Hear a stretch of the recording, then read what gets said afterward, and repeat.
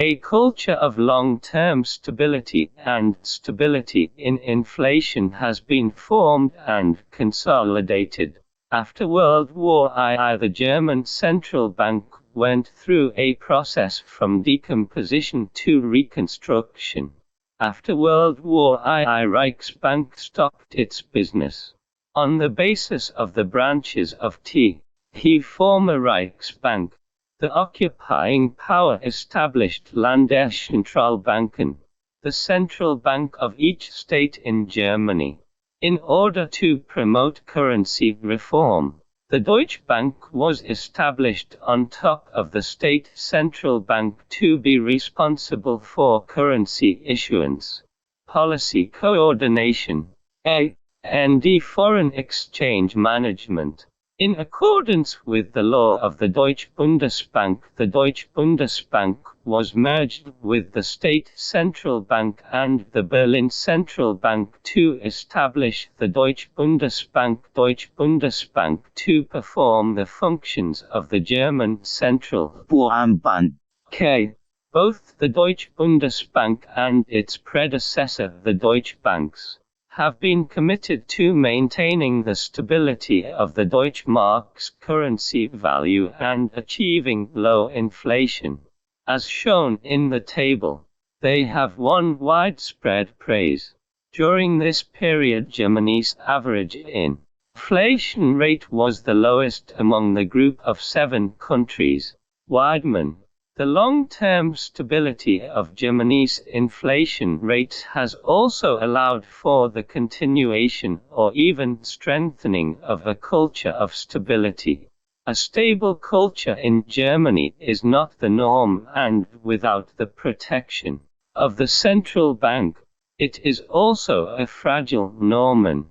If the painful experience suffered by Germans in the years of rampant inflation and suppressed inflation has sown the seeds of a culture of stability or anti-inflation, then the outstanding performance of the German central bank in maintaining price stability and promoting price stability has nurtured a culture of stability that not only runs through the era of great stability but also continues to this day. Stability from World War I to the merger of economy of Germany. The German economy revived and created economic miracle, the era of financial stability. During this period, monetary reform achieved great success, and a culture of long-term stability and stability in prices was formed and consolidated. The 3-pillar banking system has been able to maintain stable financial structure.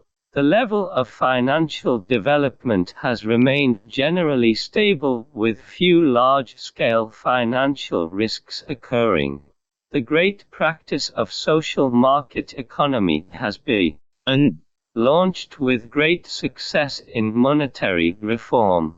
Post-World War I Germany, the country's prices have once again risen rapidly, and the economy has rapidly deteriorated into a barter economy. The function of currency is almost lost.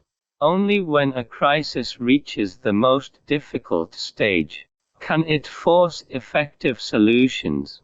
This solution is often a significant theoretical innovation, he said. Under the philosophy of the Freiburg School, the Western occupied areas, that is, the US occupied areas, the British occupied areas and the French occupied areas, implemented the monetary reform in January, and the exchange ratio of replacing the imperial mark with the Deutsche Mark was except for the cancellation of government agency debts.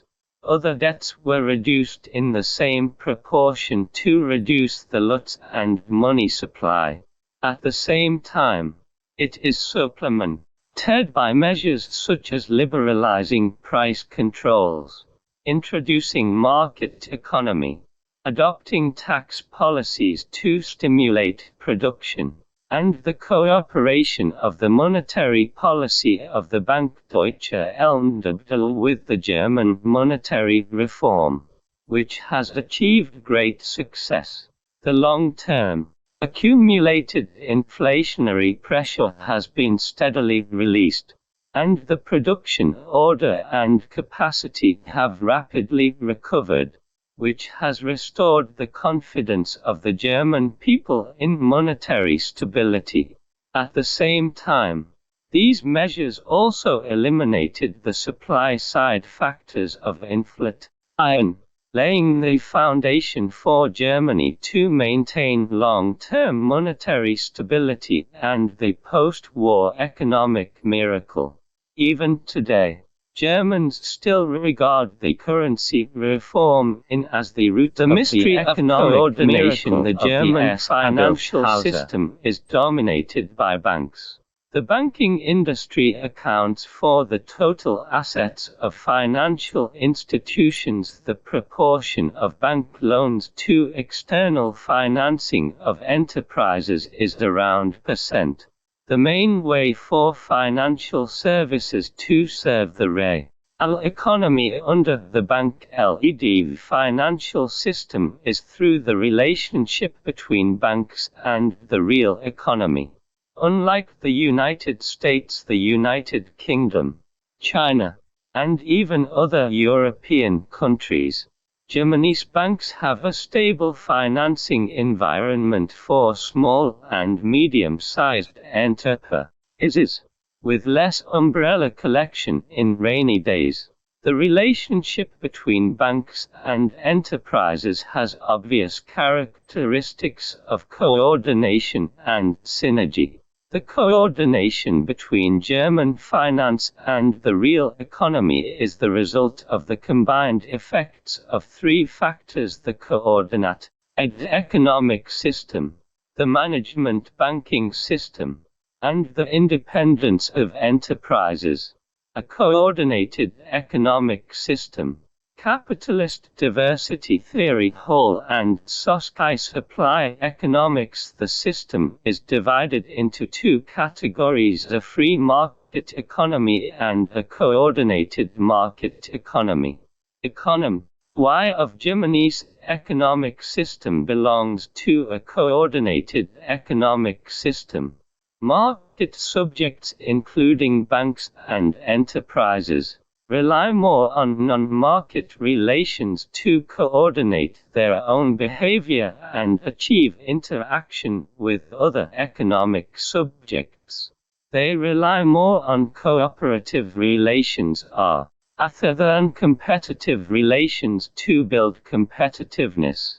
The German-style bank-enterprise relationship itself is an important component of a coordinated economic system. Because of this, the German financial system is also known as the coordinated financial system (COPEPA). In a coordinated economic system, the cooperation mode between financial institutions, especially banks and non-financial enterprises, is more manifested as long-term strategic interaction rather than maintaining distance-based arm's-length cooperation. This is beneficial for banks to more conveniently obtain internal information of enterprises and establish long-term trust relationships with enterprises. Through cross-period allocation of risks and benefits over a long period of time, the transformation from information to trust and from trust to credit can be achieved, thereby significantly reducing the phenomenon of umbrella collection on rainy days. The system of managing banks. The interaction between German banks and enterprises has always been known for its long-term and close nature, so much so that banks are called butler banks. A German bank will accompany an industrial enterprise the entire process of decline and change from cradle to grave, from establishment to liquidation, is on page a vivid portrayal of this relationship, against the backdrop of the transformation of large banks. The development of great stability from World War II increasing the merger of economy of Germany. The German economy revived and created economic miracle, the era of financial stability. During this period, monetary reform achieved great success, and a culture of long-term stability and stability in prices was formed and consolidated. The three-pillar banking system has been able to maintain stable financial structure. The level of financial development has remained generally stable, with few large-scale financial risks occurring. The great practice of social market economy has been launched with great success in monetary reform. Post-World War II Germany, the country's prices have once again risen rapidly, and the economy has rapidly deteriorated into a barter economy. The function of currency is almost lost. Only when a crisis reaches the most difficult stage can it force effective solutions. This solution is often a significant theoretical innovation, he said.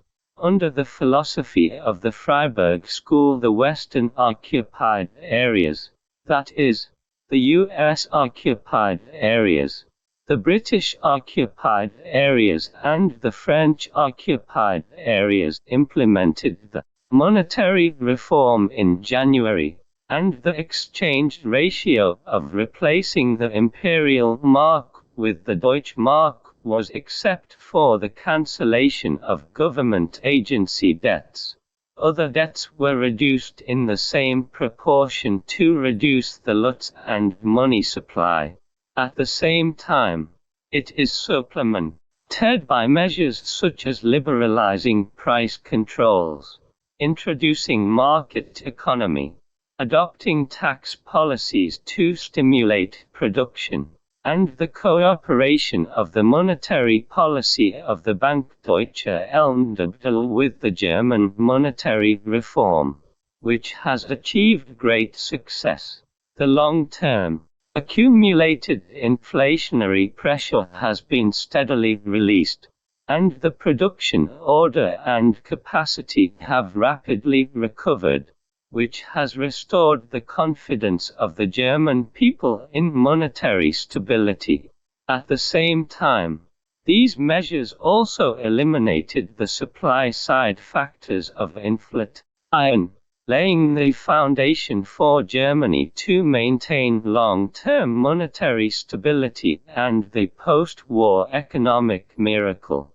Even today, Germans still regard the currency reform as the root of the economic miracle of the Abelshauser concept era. Business opportunities are experienced just as the Chinese people are complacent about the national policy of family planning, which has resulted in 400 million fewer births in China.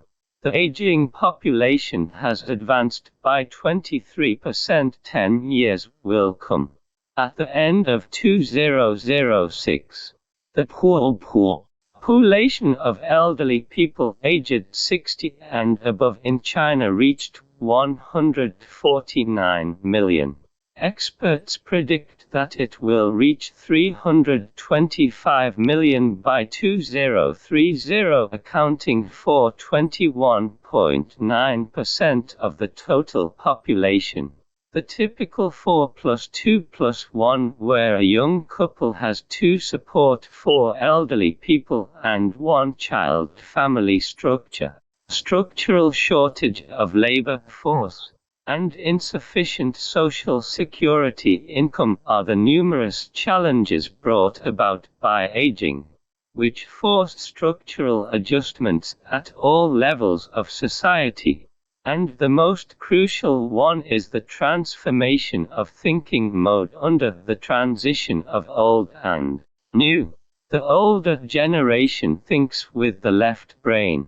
The left brain belongs to logic, rationality, utilitarianism, personal experience, analysis and calculation. The brain processes information in a time-dependent, sequential, and either-or directed manner.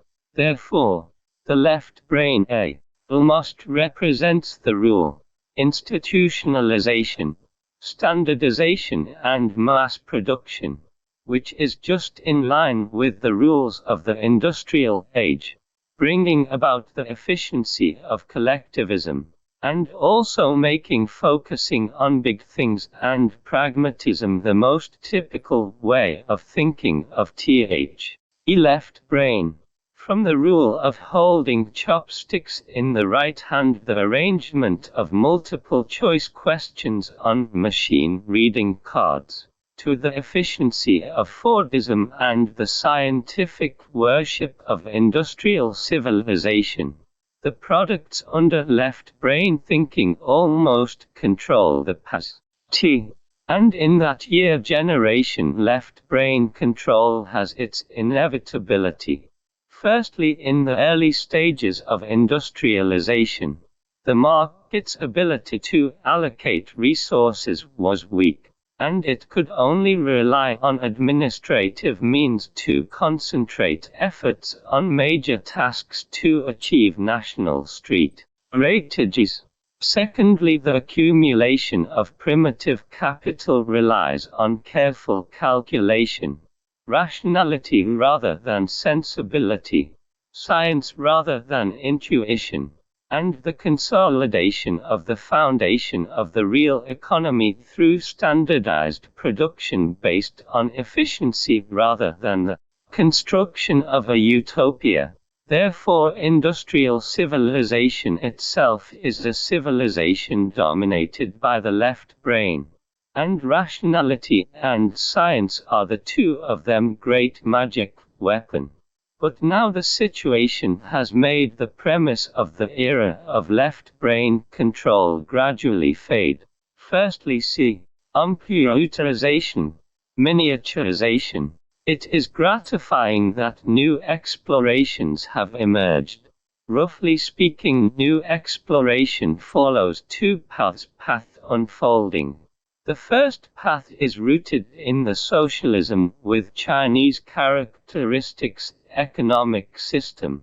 We should think carefully and deeply about the unique system and mechanism of China. What kind of financial system do we need in an Oriental country with unique culture, or what kind of financial system is more suitable for the socialism with Chinese characteristics economic system with Chinese characteristics, which is more conducive to the socialist market economy system gradually becoming mature? The second path is to expand the scope of learning and learning from developed economies. Japan, these market economy countries with other civilized traditions. In my opinion, this book mainly conducts research along the second path. However, due to its clear China problem orientation, it also contains profound implications of the first path. In this sense, The Mystery of Finance, a comparative study of the German financial system, is worth reading for those who are concerned about China's financial reform, monetary and financial policies, and even the development of financial theory. It is particularly worth pointing out that this comparative study also has commendable methodological aspects. The Mystery of Finance, a comparative study of the German financial system, unlike some previous works that focus on comparative analysis, aims to uncover deeper institutional and institutional conditions that enable these institutional arrangements or practices to generate, develop, and stabilize their effects, rather than proclaiming certain doctrines or best practices. It explores the institutional arrangements or practices of Germany that the author believes are worth learning from. After putting in so much effort into organic anatomy, the author actually further tells readers what German experience we can learn and what we need to create certain prerequisites to learn and implement, which we can expect but cannot achieve. I believe that starting from the concept of dissecting the body and using this analysis as a foundation, we can avoid falling into the dilemma of calling for more than 20 years of vigorous development of direct financing with little effect, of course due to the same reasons. After reading this book, I further strengthened my desire to learn something from Germany. After all, China's financial system, which focuses on bank financing, has collectivism as its top priority, and the pursuit of fairness in society has made it seem that there is a stronger relationship between China and Germany based on these national spirits and social backgrounds. It seems more advantageous for us to learn from Germany's experience in developing the financial industry. 3. It is precisely because the research and writing of the entire book revolves around the China issue that The Mystery of Finance, a comparative study of the German financial system, became popular in countries such as India, emphasizing the government's control over currency flow, which became the mainstream opinion in academia, and most mathematicians were still advocating for free currency floating before this.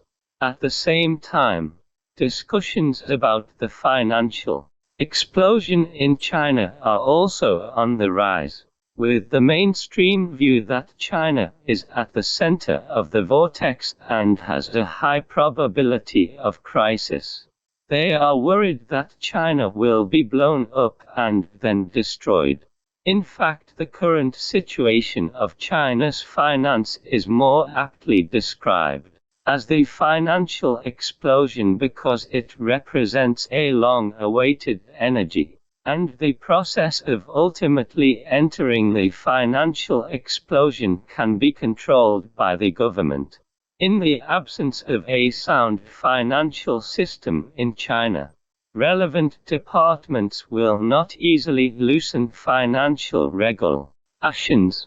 As a result, China's financial civilization will transition from the financial explosion to a controlled explosion. From the perspective of Chinese reality, industrial civilization and agricultural civilization are still ongoing, and information civilization is beginning to emerge. The financial industry, on the other hand, belongs to the model of strict national regulation and a conservative approach. At this moment, entering the financial civilization still requires several hurdles. The first is the effective grafting of financial civilization with industrial civilization, agricultural civilization, and information civilization. As China's economic development mainly depends on backward state-owned enterprises, the traditional economy civilization dominated by these state-owned enterprises is likely to be magnified in the financial civilization, and finally destroyed by the financial civilization. Once the country liberalized the private economy and the innovation vitality of the whole society, it is likely to enter a benign interaction state of the four civilizations. The second is the level of understanding of the game rules of financial civilization by relevant parties, and the degree of subversion of the wisdom of industrial civilization. For example, many experts believe that the phenomenon of nationwide stock trading is abnormal and a signal of the stock market reaching its peak, while officials from the State-Owned Assets Supervision and Administration Commission believe that nationwide stock trading is a great thing due to our limited knowledge. It is difficult to grasp it clearly within a limited time frame, regardless of the purpose for which this statement is made. At least it indicates that the management still allows room for discussion on new phenomena, rather than blindly denying them. China's hybrid finance effectively balances tolerance and control, and may dominate the next wave of financial civilization.